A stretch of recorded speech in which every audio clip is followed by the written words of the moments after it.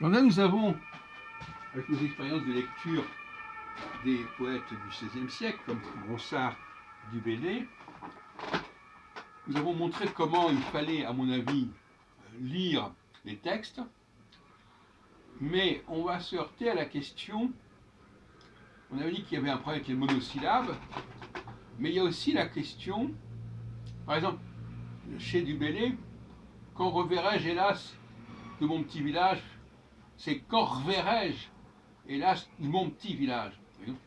Donc là, deux, effectivement, c'est un monosyllabe, mais dans quand reverrai-je, c'est aussi. Il ne faut pas lire quand reverrai-je, il faut lire quand reverrai-je. Tout comme, par exemple, ça c'est classique, petit doit se lire pas petit, mais petit. Et d'ailleurs, souvent, on connaît bien cette formule petit ou petit. Et ça, c'est resté dans la pratique connue, traditionnelle. Donc, le problème se pose à la fois pour les monosyllabes, mais aussi pour les syllabes en début de mot. Donc jusqu'à présent, on avait surtout parlé, dans l'enseignement traditionnel scolaire, du problème du E en syllabe terminale. Mais il y a deux autres exemples qui complètent. C'est le E dans une monosyllabe, comme je, te, me, il ne faut pas prononcer le E, et aussi dans le E dans la première syllabe. Petit, je reverrai, c'est je reverrai.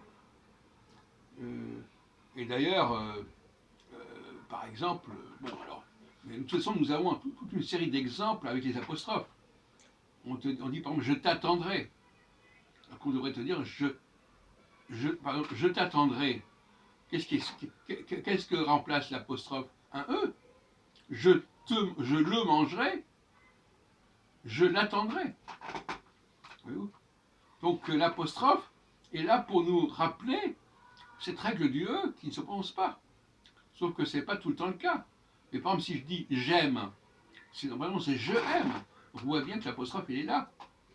Sauf qu'elle n'est présentée que devant une voyelle, alors qu'il faudrait la pratique. Il faudrait également ne pas prononcer le E devant une consonne. Et c'est là qu'il y a un débat. Je t'aime, normalement on doit dire je t'aime, d'après ce qu'on nous dit, mais on a le droit de dire j'essaye. Donc là il y a l'apostrophe. Donc je ne prononce pas le. Mais c'est dommage parce que ce choc consonantique, il disparaît. Alors que là, par exemple, quand je dis quand reverrai-je, hélas, de mon petit village, là c'est intéressant. Quand reverrai-je, hélas, de mon petit village. Là, il y a une sonorité intéressante, qui est beaucoup moins intéressante quand on a une apostrophe. Bon, voilà. Donc voilà la question qui se pose aux grammairiens aujourd'hui. Comment faut-il lire la langue française? Moi, je pense que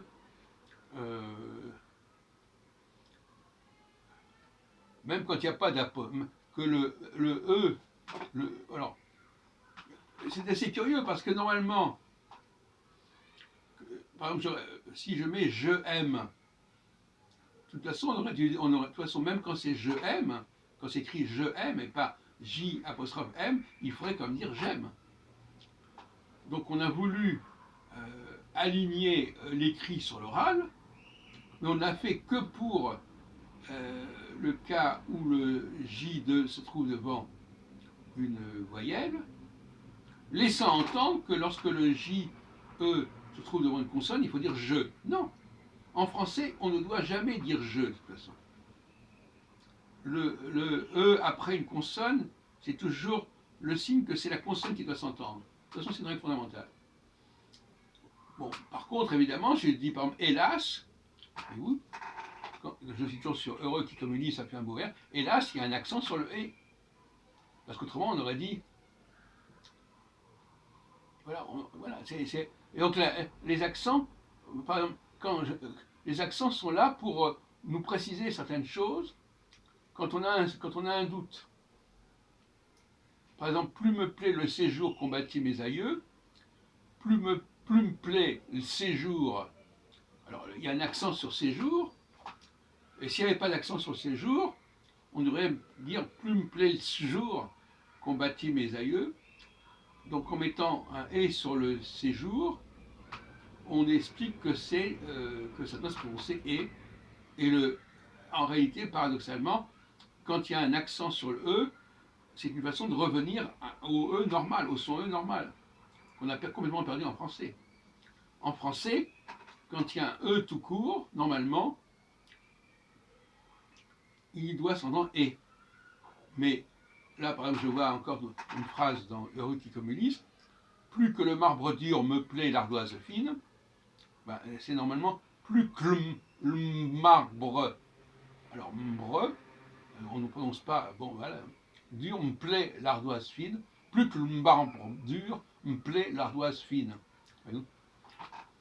Parce que, donc le E de marbre ne s'entend pas, de toute façon, et c'est le bre qui précède qui doit s'entendre. Donc là, on a les deux exemples. Le E empêche la prononciation de marbre, bre, veut dire marbre, et le E de plus que, c'est plus que le marbre, plus que le marbre. Dur, me plaît, l'ardoise fine, et là, l'ardoise, bon, alors là, effectivement, c'est un peu curieux, parce que l'ardoise, c'est un apostrophe, mais c'est c'est un apostrophe qui concerne non pas l'article défini à, mais l'article défini le.